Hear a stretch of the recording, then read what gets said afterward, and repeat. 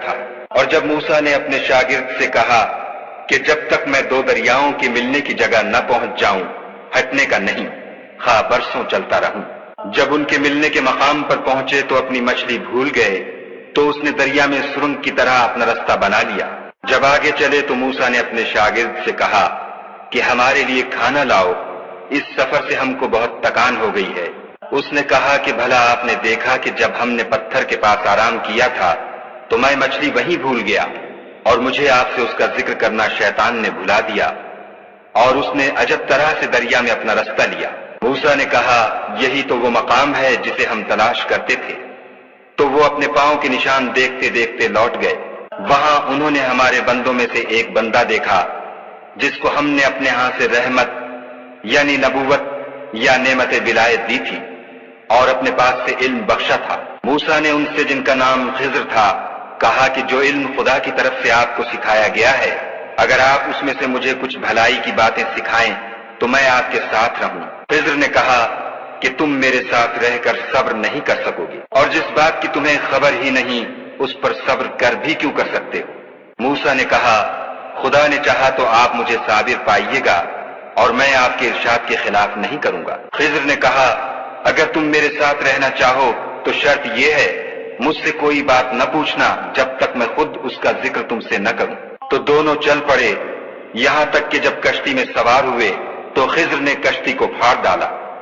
موسیٰ نے کہا کیا آپ نے اس کو اس لیے پھاڑا ہے کہ سواروں کو غرق کر دے؟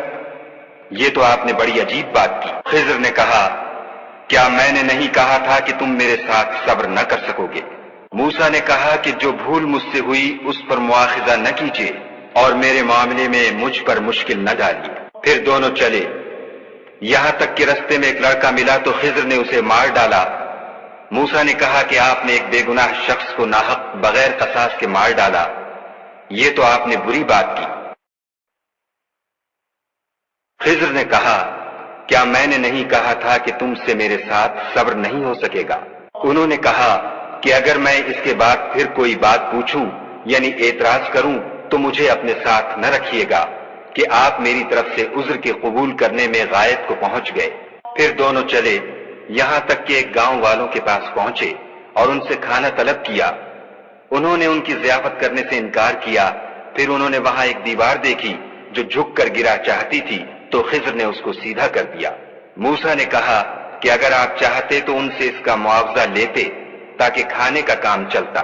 خضر نے کہا کہ اب مجھ میں اور تم میں علیحدگی، مگر جن باتوں پر تم صبر نہ کر سکے میں ان کا تمہیں بھید بتائے دیتا ہوں کہ وہ جو کشتی تھی غریب لوگوں کی تھی جو دریا میں محنت کر کے یعنی کشتیاں چلا کر گزارا کرتے تھے، اور ان کے سامنے کی طرف ایک بادشاہ تھا جو ہر ایک کشتی کو زبردستی چھین لیتا تھا، تو میں نے چاہا کہ اسے عیب دار کر دوں تاکہ وہ اسے غصب نہ کر سکے۔ اور وہ جو لڑکا تھا اس کے ماں باپ دونوں مومن تھے۔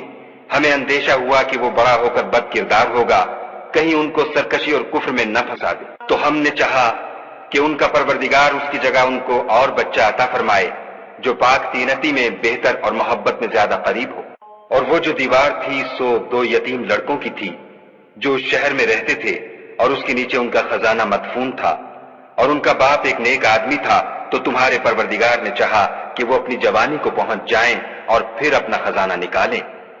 یہ تمہارے پروردگار کی مہربانی ہے اور یہ کام میں نے اپنی طرف سے نہیں کیے، یہ ان باتوں کی حقیقت ہے جن پر تم صبر